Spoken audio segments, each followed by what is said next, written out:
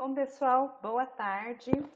Eu estou muito feliz de retomar o nosso curso aqui com vocês, né, na tarde de hoje. Agradeço a paciência, agradeço por não terem desistido, né?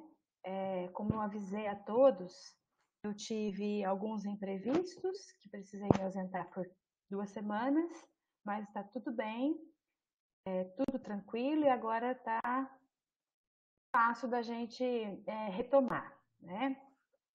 Avaliando aqui o nosso cronograma, eu pude perceber que a gente está na metade do curso, né? Nós teremos mais, contando com hoje, mais 4 encontros, passamos um pouquinho da metade, né? Mais 4 encontros até o fim do nosso curso. Lembra vocês que a data de conclusão é no dia 15, né? Que é quando 15 de agosto, quando eu terminarei a revisão de todos os fóruns e darei a conclusão dos certificados e tudo mais. O nosso último encontro, portanto, na quarta do dia 12 de agosto, mas até lá ainda temos muitas e muitas atividades para desenvolver juntos aqui no nosso encontro semanal, tá? Então, para essa semana, para a nossa retomada, eu reavaliei um pouco aí do nosso cronograma, né, por conta da minha ausência dos 2 últimos encontros, e essa avaliação fez com que eu fizesse um remanejamento. O nosso remanejamento não, de maneira nenhuma, vai deixar vocês sem ter contato com os tópicos programados. Eu só alterei algumas coisas, né? Vou conduzir os fóruns, alguns tópicos a gente inclui nos fóruns, e aí a gente discute um pouco melhor ali dentro, e outros tópicos estão unidos, né, dentro da nossa aulinha aqui no nosso encontro virtual, ok? Eu vou agora compartilhar minha tela com vocês. Me avisam se conseguem enxergar o que eu estou. Deixa eu só aceitar a Tainá, que ela caiu e está voltando. Aqui. Me avisem se eu consigo.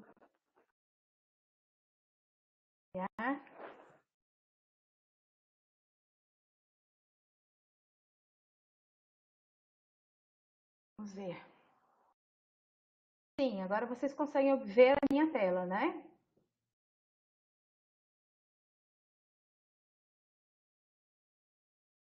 Ok, obrigada. Então, já que vocês estão conseguindo visualizar a minha tela, o que eu queria mostrar para vocês é lá a nossa plataforma do Canvas, o nosso ambiente virtual de aprendizagem, né?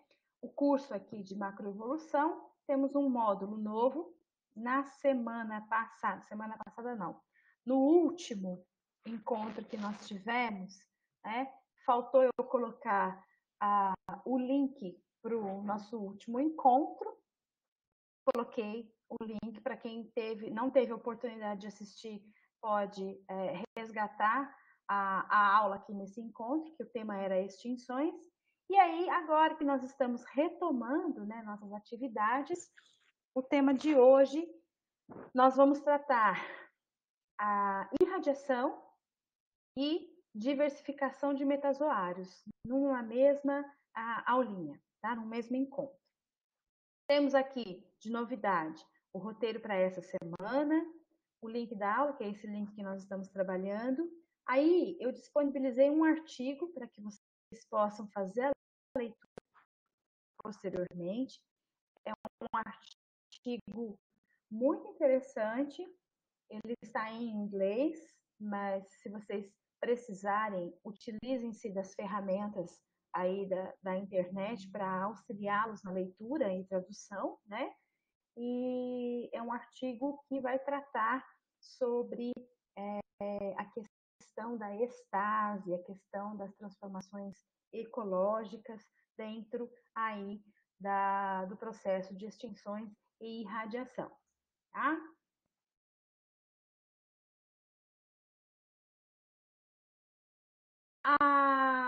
última novidade que eu gostaria de chamar a atenção de vocês é que o fórum que eu coloquei para essa semana, eu agendei a entrega do mesmo até o dia 5 de agosto. Então, vocês terão 15 dias, ok? Então, este fórum e o fórum da semana que vem, no dia que a gente vai se reunir no dia 29 de julho, ambos terão a entrega para o dia 5 de agosto. Por quê, né? Porque como a gente fez a pausa, tem muitos colegas que estão participando de um evento da Sociedade Brasileira de Paleontologia e não podem assistir essa semana, né? Então, como a gente fez a pausa e está retomando, eu estendi por 15 dias aí para que vocês possam ter um tempo maior para trabalhar no fórum. Tranquilo? Permitir. Vamos seguindo, vamos seguindo. Então, no nosso Canvas, a gente tem lá o módulo de hoje com o roteiro, o artigo e o fórum para debate de vocês, tá? Para a gente conversar um pouquinho sobre irradiação, eu tenho que dar uma retomada de onde nós paramos, não é mesmo? E nós paramos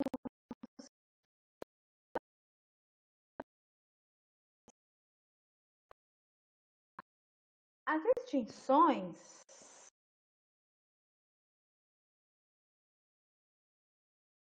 No encontro de hoje, nós vamos falar um pouco sobre a irradiação e a diversificação dos metazoários, tá? E metazoários, diversificação de metazoários já vai incluir um momento em que nós temos, na história evolutiva da Terra, já a vida multicelular bem estabelecida. Aqui nós temos vários exemplos de fósseis de invertebrados marinhos, né? Então nós temos aqui equinoderma, crinoides, equinodermas, trilobitas, moluscos, cnidários, braquiópodes, só para ilustrar o slide de abertura.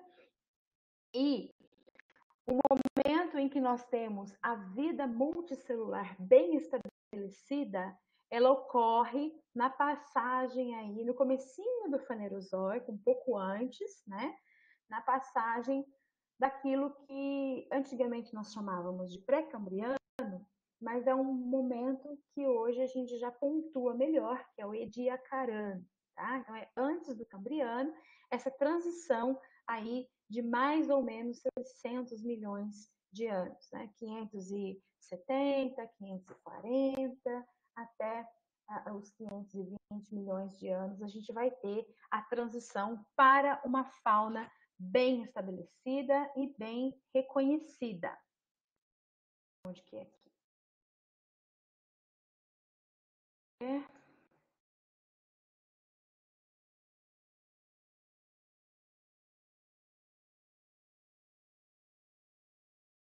Se tiverem dúvidas, né, e questionamentos, coloquem no chat que depois, no finalzinho, a gente conversa um pouco melhor, ok? Então, eu vou seguindo, a internet hoje permitir, eu vou seguindo aqui no nosso PowerPoint e depois a gente faz um apanhadão aí no chat.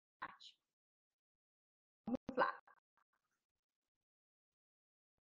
Então, o que nós vimos até no nosso encontro, né? Nem posso falar que é na última semana, mas no nosso último encontro, nós conversamos um pouco sobre a curva de biodiversidade ao longo do Fanerozoico. Então, nós temos aqui, né, se fôssemos considerar os últimos 500 milhões de anos, né, a quantidade de número de gêneros que nós conhecemos para os últimos milhões de anos variou ao longo do tempo.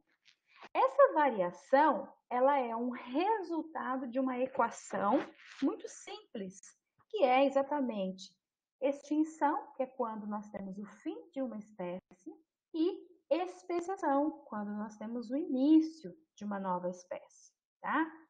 Ocorre que existem momentos em que as taxas de extinção são taxas muito elevadas, digamos assim, né? Acima daquele número de 8 famílias, né, mais de 8 famílias extintas em um único milhão de anos. Então, quando isso acontece, nós caracterizamos ou reconhecemos esse período como um período de crise. E, tradicionalmente, são as 5 grandes extinções em massa. Nós temos outras extinções que aconteceram ao longo da história evolutiva da Terra.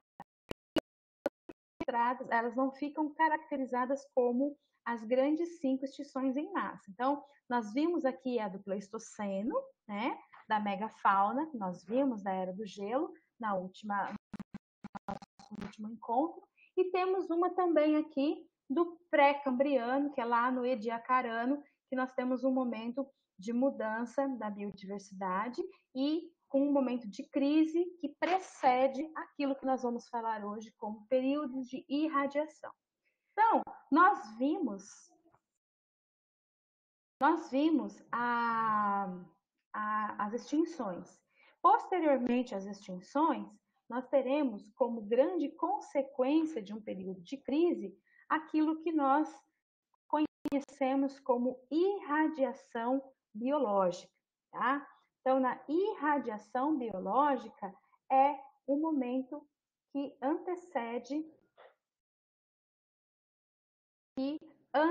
que precede, né, um momento posterior à nossa crise biológica aí. Ver se tem alguém chegando. Vou dar uma olhadinha aqui no bate-papo.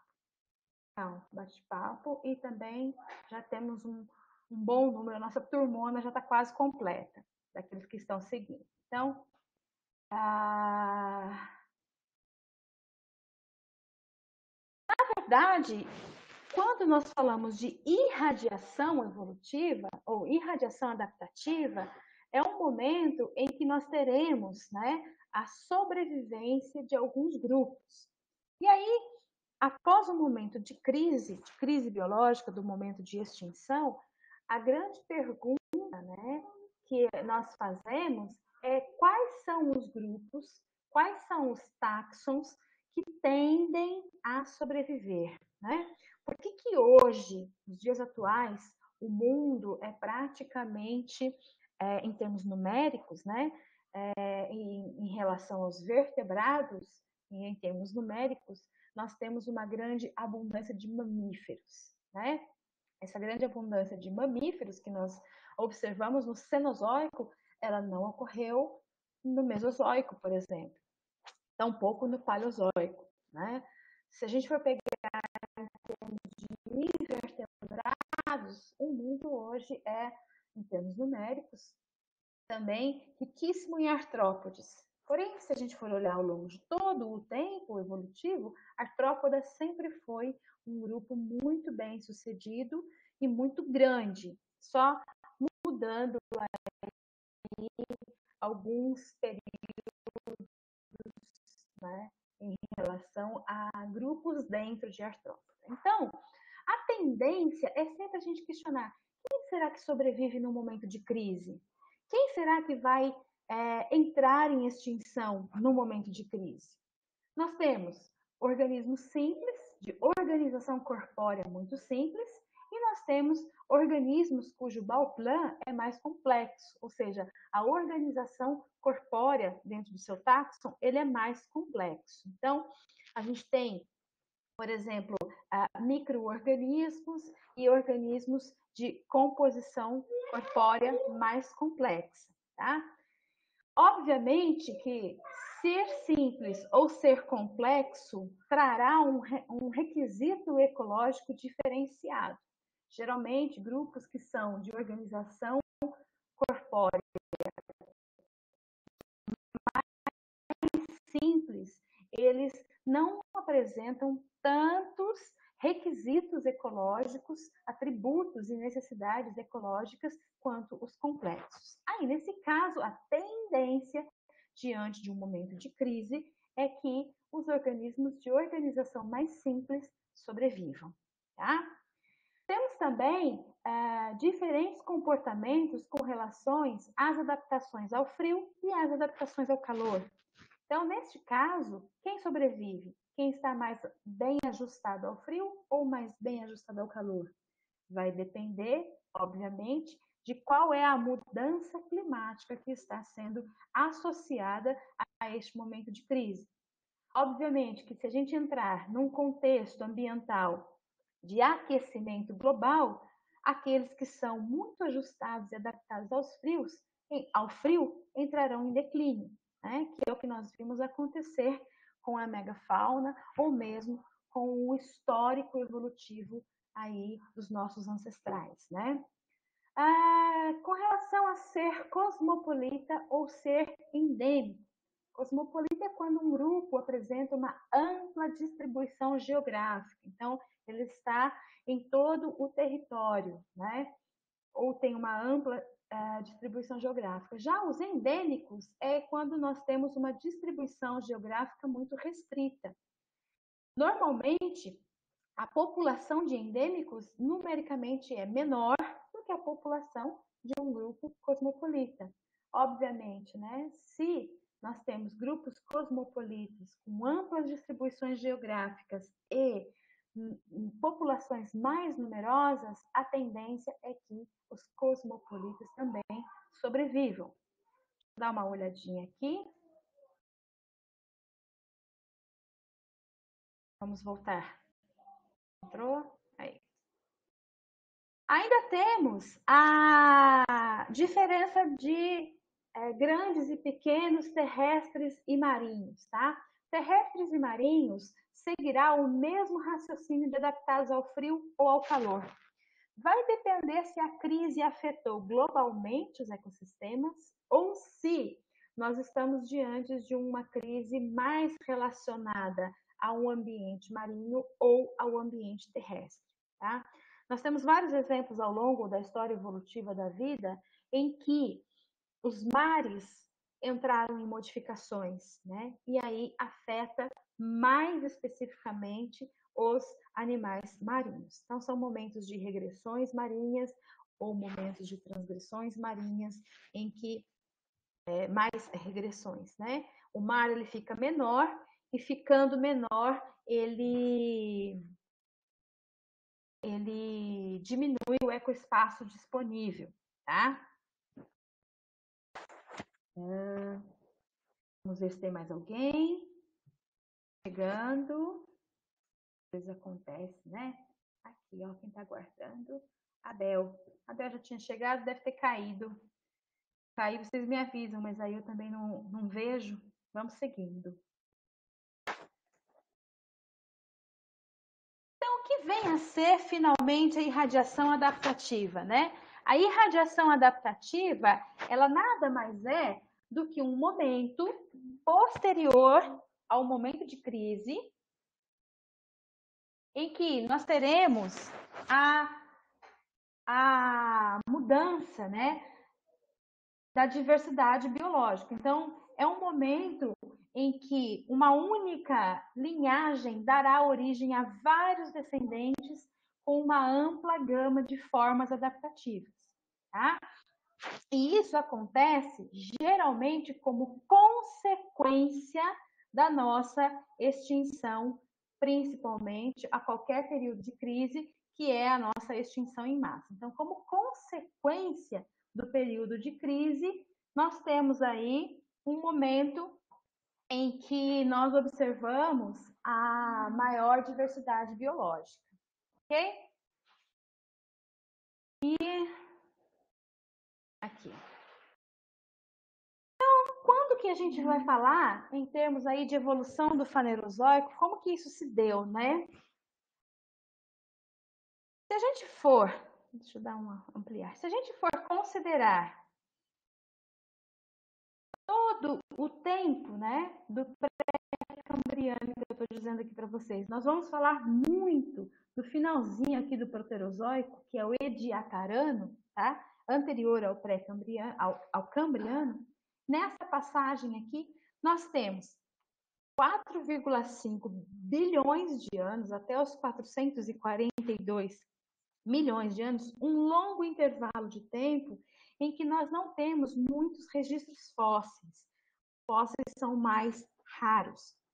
Aí nós teremos momento, a partir do Fanerozoico, em que o fóssil se torna mais abundante. E é exatamente nesse momento em que nós vamos observar a evolução fanerozoica com os fósseis abundantes. Essa passagem, essa fatia, esse intervalo de tempo que eu estou mostrando aqui para vocês, é muito interessante, porque é exatamente nesse momento em que nós vamos observar a irradiação dos metazoários, tá? Existem várias discussões e vários debates para o que teria desencadeado esta diversificação de metazoários aqui no início do Fanerozoico, tá? Eu já adianto a vocês que durante o Proterozoico, aqui no próprio Ediacarano, nós temos momentos, períodos de crise biológica também. Então, nós temos extinções, né, que a gente vai observar aqui, e que isso também, uma grande mudança, né, acontecendo nos mares aqui, então. Cabe lembrar que a vida surgiu inicialmente aqui nos mares, né, que nós temos, com uma riqueza muito grande de estromatórios, que são algas cianobactérias com uma riqueza muito grande de organismos unicelulares que estariam fotossintetizando uma grande quantidade de oxigênio. Essa fotossíntese oxidativa liberou muito oxigênio nos mares da época e, como nós sabemos disso? Né? Através dos estromatólitos. Os estromatólitos são registros de estruturas biosedimentares da atividade dessas algas, né? dessas cianobactérias aí. Tá? Elas não são algas fósseis, elas são o registro da atividade dessas algas. Tá? Então, nós temos um progressivo acúmulo de oxigênio que está acontecendo. Se nós voltássemos a 2 ou 3 bilhões de anos atrás, a atmosfera primitiva não tinha, ela era redutora, não tinha oxigênio livre. Na verdade, o que culminou com a subida da curva de oxigênio livre na atmosfera foi a ação e atuação das cianobactérias nos mares, tá? Através da fotossíntese oxidativa, que poluiu, digamos assim, a atmosfera primitiva, lotando essa atmosfera primitiva de oxigênio. Surgiu tanto oxigênio, que os próximos organismos que estavam aqui, ou os lotes, os pools gênicos que estavam disponíveis aí, não sabiam o que fazer com tanto oxigênio. E aí nós tivemos uma série de irradiações e experimentações biológicas. Pois vocês sabem, o oxigênio ele é um grande catalisador de muitas reações bioquímicas, né? Até a reprodução sexuada precisa do oxigênio, complexo actinomiosina para poder fazer a divisão celular. Então, a eficiência, né, do metabolismo aeróbio é muito maior. Então, o advento do oxigênio livre na atmosfera transformou a vida, as formas de vida e a engenharia de vida que a gente já vai ver logo mais até o finalzinho dessa exposição. Ok?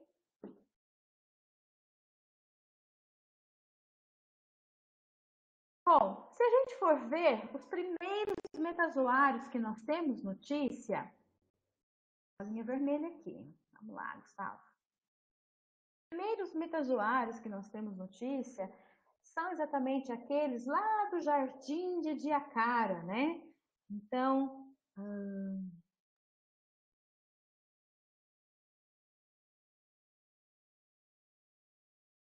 o Jardim de Ediacara mostram formas que são formas muito semelhantes aos vermes, digamos assim. Pouco, tá? Porque eu não pretendo interromper tão cedo.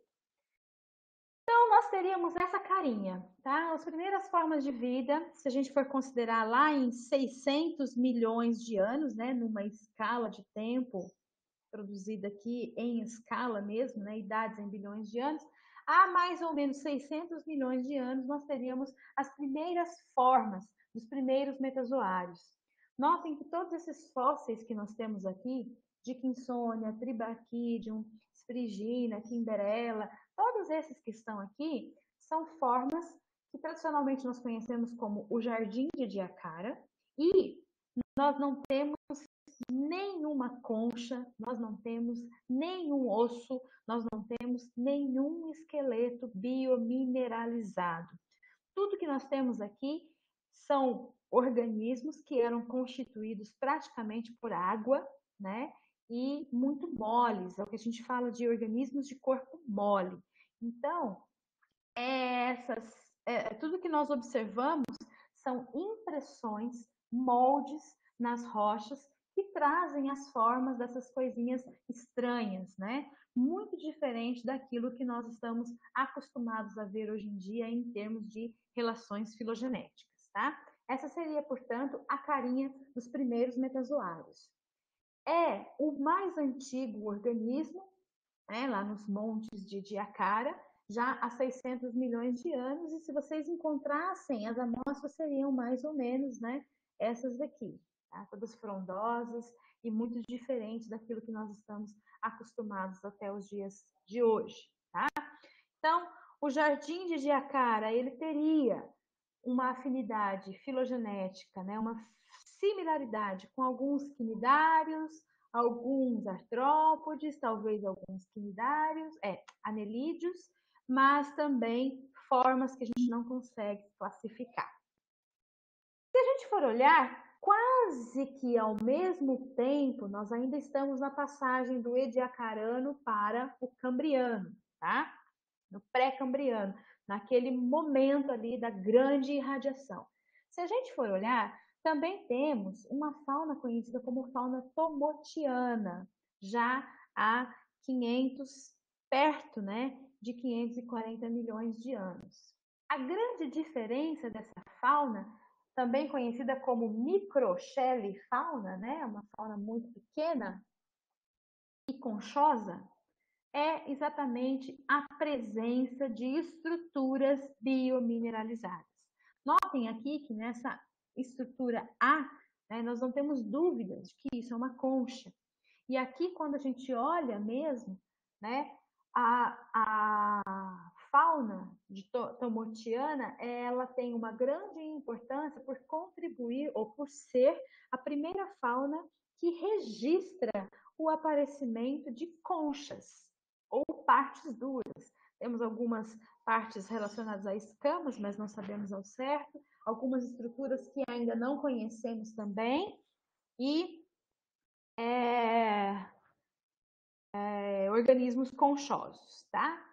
Isso tudo acontecendo lá no intervalo de 545 milhões de anos.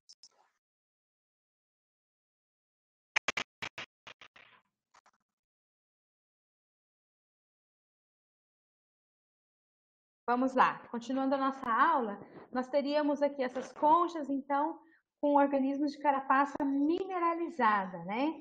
Já temos aquilo que poderia ser atribuído aos braquiópodes, aos moluscos, aos trilobitas, e ainda tudo muito inicial. Já um pouco mais adiante, 10 milhões de anos depois, o que geologicamente falando é quase nada, nós temos duas grandes faunas muito ricas, muito abundantes e que estão lotadas de artrópodes, tá? Nós temos a da China, conhecida como fauna de Xinjiang, riquíssima em artrópodes. Aqui nós já vamos observar os primeiros trilobitas, tá? E notem que nós temos aqui um artrópode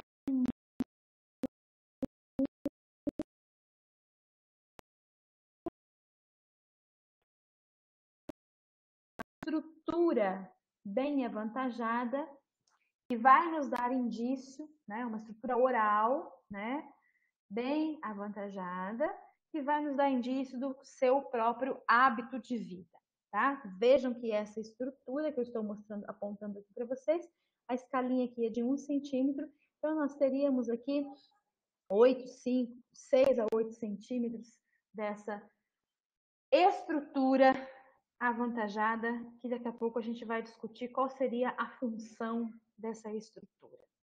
Algum palpite?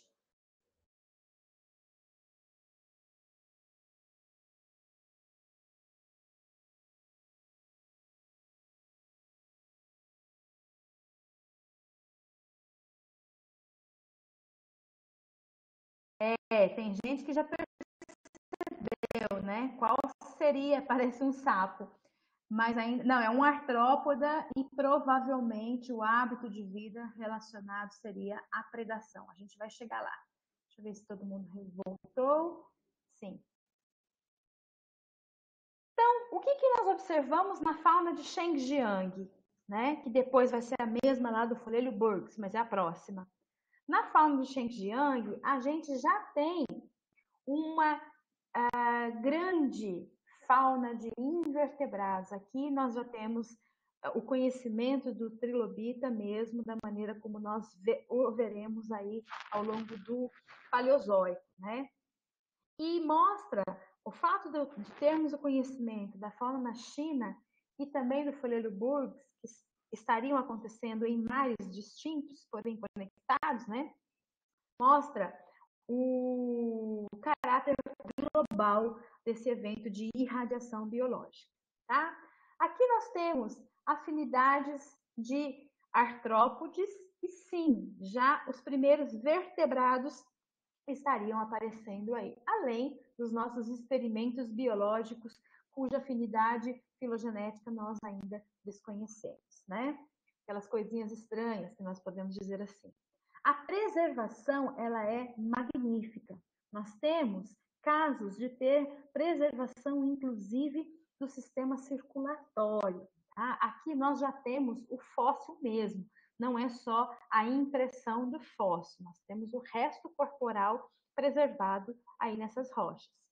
Se a gente for ver um Anomalocaris com a sua representação, nós vamos ver a expansão aqui, né, a expansão oral de um Anomalocaris e provavelmente, olha só, aqui nós temos só a expansãozinha oral dele, que nos dá indício de que, de fato, esse cara foi um artrópoda que ocupou um topo de cadeia, né? Ele seria um grande predador. Já observamos, olhem só, essas formas alongadas, com a notocorda central, miótomos ao longo do corpo. Já observamos a Raupeoela, que seria um dos nossos primos mais distantes em termos de vertebrados, né? Já é um anfiopso primitivo, aí, um céfalo-cordado, na verdade, e estaria presente já na fauna de Shengjiang.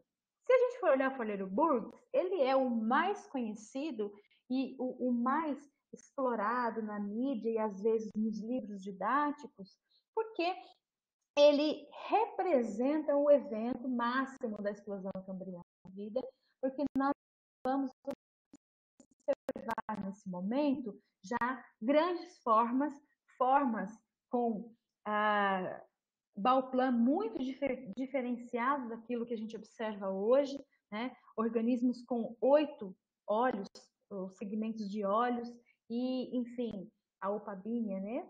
A lucigênia, que já teve interpretação invertida, né? Não sabia se os apêndices locomotores eram os espinhos, ou se os espinhos eram os apêndices locomotores, enfim. É tudo tão diferente das formas que nós conhecemos atualmente, que muitas vezes as interpretações ecológicas deixam a desejar, mas isso não muda o fato de a gente poder o tempo todo fazer novas interpretações e reinterpretações. Então, temos aí, né, como um evento global de irradiação dos primeiros metazoários, aquilo que na fauna do folhelho Burgess, tá? Lá no folhelho Burgess, nos 505 milhões de anos atrás, o que a gente veria é exatamente já formas bem conhecidas que podemos reconhecer até os dias, até o Paleozoico, né? Muitos desses grupos se extinguiram no Paleozoico, como é o caso de Trilobita, e sem sombra de dúvidas, a fauna mais diversificada marinha. Então, num intervalo tão curto de tempo, se a gente pegar, né, e colocar a fauna de Búzios junto com a de Xinjiang, porque elas são, temporalmente falando, muito próximas, nós temos aqui uma mudança, né, da fauna de Ediacara para a Tomotiana e o Forelho Búzios. Na fauna de Ediacara, nós temos aqui organismos principalmente de corpo mais mole e que não tinham muitas escavações aqui no substrato. O que já vai começar a acontecer nesse próximo momento, já na entrada aí, no Ediacarano tardio ou na entrada do Cambriano, tá? Em apenas 100 milhões de anos, a gente observa toda essa modificação. Vamos ver se alguma bolinha vermelha. Não, então vamos seguir. Não é aqui, não, é aqui. Bom, então, o que a gente observa, né, em termos gerais? O que nós temos nesse gráfico aqui? Muita informação, então vamos com calma, tá? Qual é o tempo, o lapso, o intervalo de tempo em que esses autores trouxeram a informação para a gente? É exatamente o intervalo de tempo que estamos trabalhando agora, da passagem do Proterozoico para o Cambriano, ou do último intervalinho, que é do Ediacarano para o Cambriano. Tá? É lá onde eu coloquei aquela faixa inicialmente ali. Se a gente for ver, nós temos nesta porção aqui da imagem a diversidade global, ou seja, em termos de números de gênero, a diversidade aumentou muito e ela começou a aumentar muito já no Cambriano, ok? Posso dizer a vocês que a diversidade em termos de grandes grupos, em termos de famílias, não, em termos de clados, né?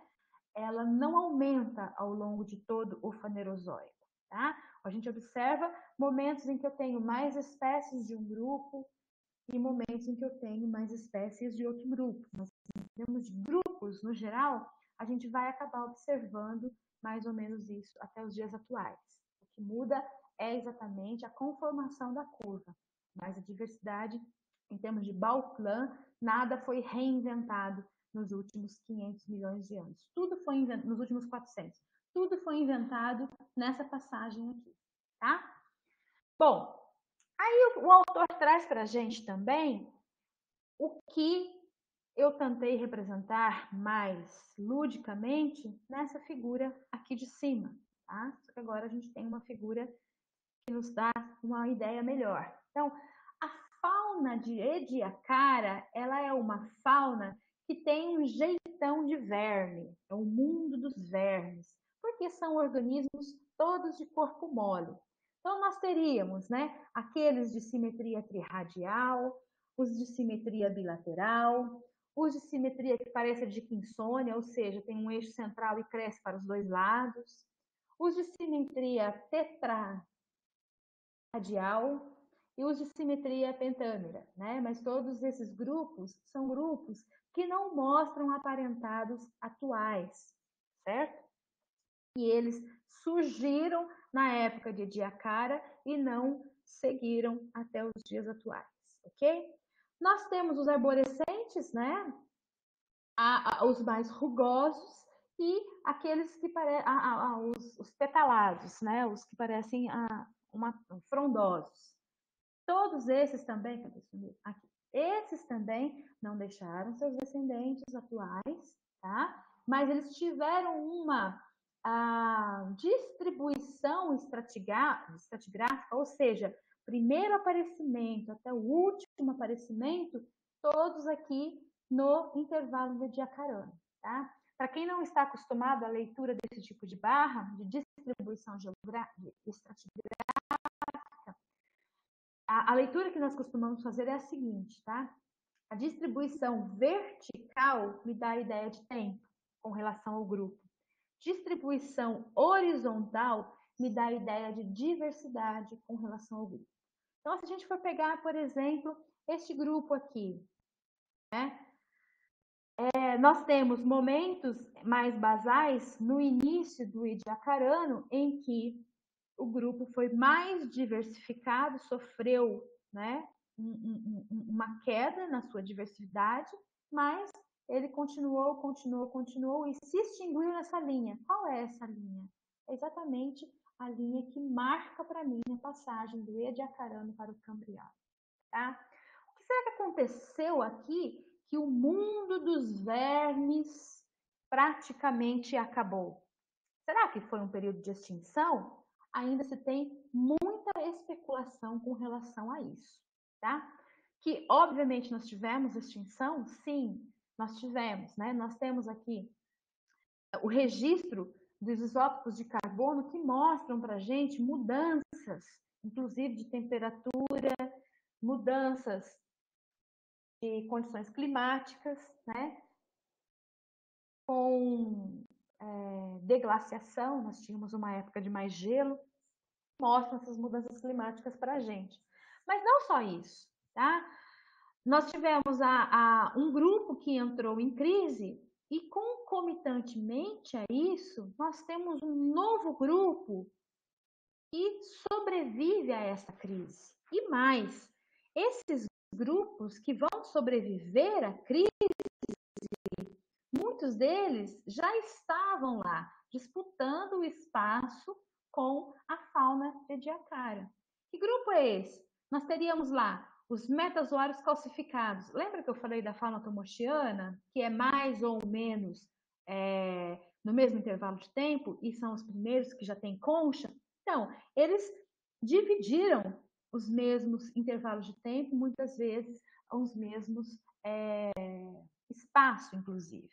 A diferença, então aqui eu já vou ter metazoários calcificados e metazoários com parede dura, porém não mineralizada, parede orgânica, então mais fosfática, aglutinante, mas mais rígida. Essa dureza em termos de exoesqueleto promoveu provavelmente a possibilidade de uma mudança de comportamento, tá?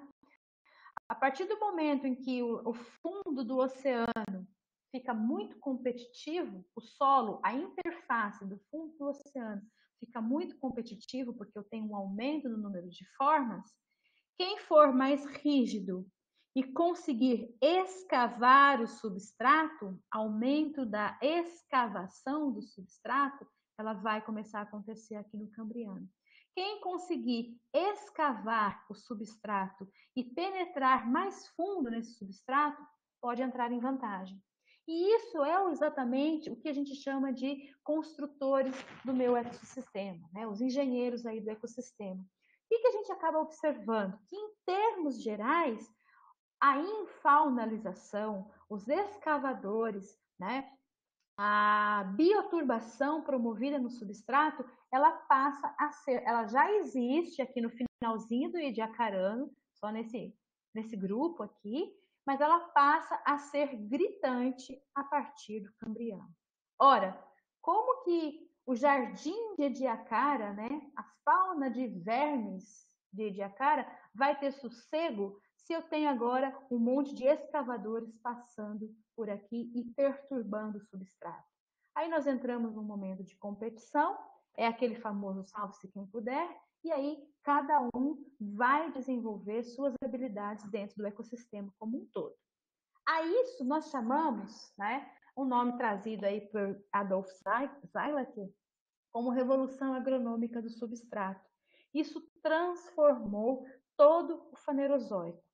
Se nós pegássemos, né, o fundo e a ocupação do fundo aqui durante o pré-cambriano ou o ediacarano, nós teríamos organismos que são incrustantes, organismos que são ali sobre aquela esteira algálica dos estromatólitos, das cianobactérias, mas a interface, o solo, a interface água-sedimento, que hoje em taxonomia nós chamamos de TAS, né, ZTA, zona taxonomicamente ativa, não tinha retrabalhamento. Nós não tínhamos nem oxigênio aqui dentro. Por quê? porque nós não tínhamos muitos organismos capazes de escavar profundamente.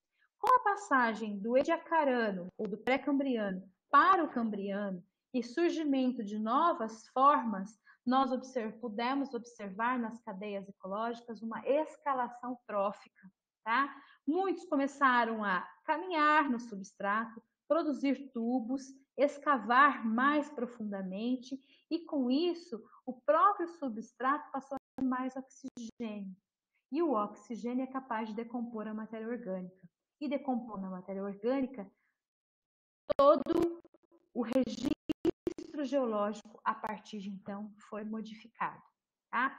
Fica mais difícil de estabelecer uma fauna de Ediacara totalmente calma num ambiente como esse, em que eu tenho um trilobita que vai andar por aqui, um anomalocaris que vai querer comer isso daqui, uma língula que vai escavar profundamente, um outro trilobita que vai fazer uns zooficos aqui, que é um traço de bioturbação. Enfim, a gente sai de um sedimento tipicamente mat ground, que é aquele das esteiras algálicas, para um de misturado, né, com muita troca.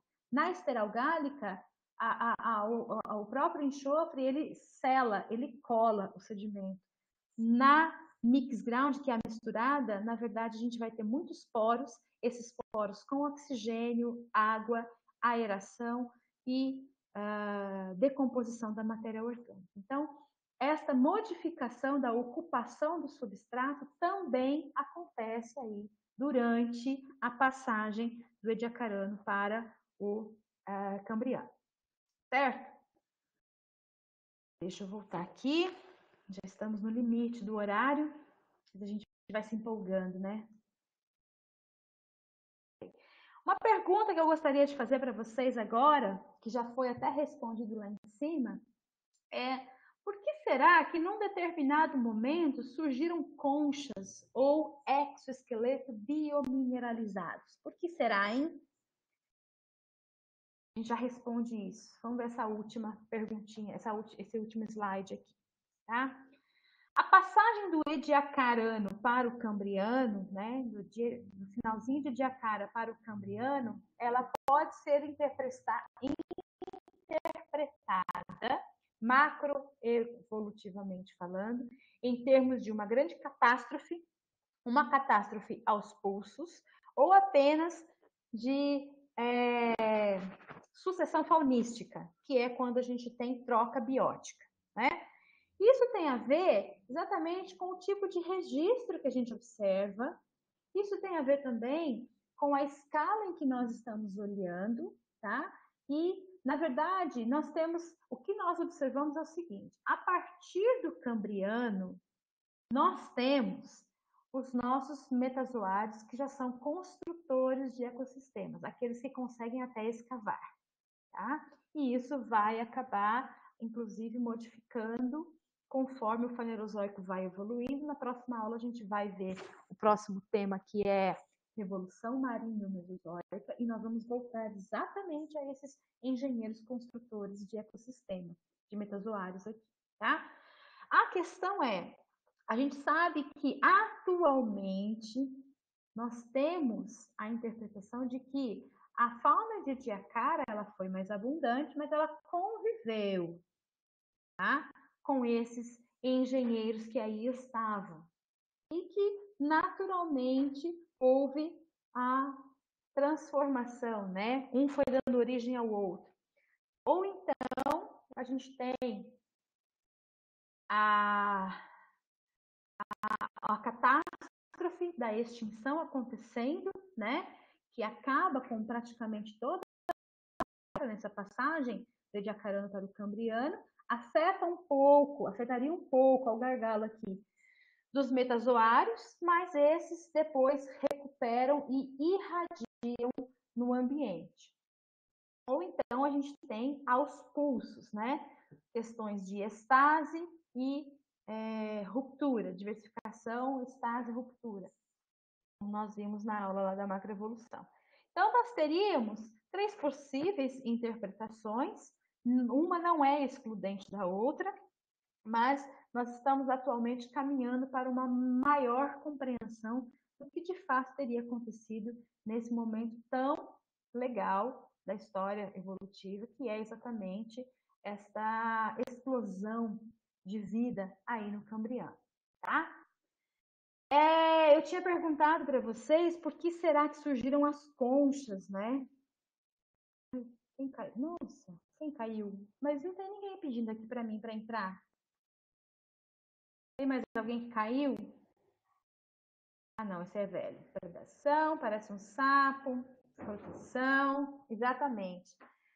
Exatamente, pessoal, tá dando uma olhadinha aqui. Na verdade, quando a gente tem, Natan, é isso mesmo. Quando a gente tem ali, na passagem do pré-cambriano para o cambriano, eu falei para vocês que nós temos um aumento de oxigênio livre na atmosfera, muito grande, né? É só a gente pensar, né? Se a gente tem muito recurso, a gente sai inventando, né? Ah, hoje eu vou comer uma coisa diferente que eu vou experimentar, é caro, mas não tem problema, porque o recurso não está faltando. Com relação ao oxigênio, se a gente for avaliar o oxigênio como sendo um recurso para agora esses metazoários, né, multicelulares, o oxigênio favoreceu essas invenções, essas adaptações, que depois passaram a ser adaptações, né? Essas inovações evolutivas, tá? Num determinado momento em que é possível se ter a construção de biomineralizadores, ou seja, endoesqueleto ou exoesqueleto, só lembrando, né, a maioria deles é formada de carbonato de cálcio, e no carbonato de cálcio a gente tem moléculas de oxigênio, então eu preciso do oxigênio para poder fazer isso. Num determinado momento, com grande riqueza de oxigênio, nós conseguimos fazer essas inovações biológicas. Obviamente que depois que se tem isso no ambiente, a própria seleção deu espaço para quem ficou com essas estruturas, porque são estruturas que favorecem exatamente a proteção e a predação, né? Quem pôde desenvolver uma concha para se safar do Anomalocaris, melhor para ele, ele não se tornou uma presa tão fácil. Agora, quem pôde se enterrar no substrato para se safar do Anomalocaris também, melhor para ele, porque uma estratégia ecológica que acabou favorecendo isso daí. Então, exatamente, né? A predação ela é mais intensa nos dias atuais. Nós vamos voltar a falar de predação nas nossas próximas 2 aulas, na Revolução Marinha Mesozoica e nas interações ecológicas da nossa última aula. Não tem como falar de macroevolução sem falar de predação, um assunto que eu adoro. Mas a predação ela existe desde o pré-cambriano, tá? Desde a explosão cambriana da vida, desde a irradiação dos metazoários, as relações tróficas já se estabeleceram em hierarquias, em níveis tróficos. Já existia a relação presa-predador. O que aconteceu ao longo do tempo é que houve uma modificação na intensidade e na diversidade dessa relação, tá bom? Pessoal, a gente já está no limite da nossa hora. O que eu gostaria de apresentar para vocês hoje é isso, tá? Eu espero estrutura sim, também dá, evitar perda d'água, proteção, tá todo mundo bem antenado aqui com essa questão aí do endoesqueleto e exoesqueleto, hein? Muito bom. Deixa eu ver se mais algum comentário aqui em cima. O que eu tinha para apresentar para vocês é isso, tá? Lá no fórum de hoje, nós vamos debater um pouquinho sobre estase, sobre a ótica ecológica. Estase é quando nós temos um longo período de tempo sem muitas transformações morfológicas, tá?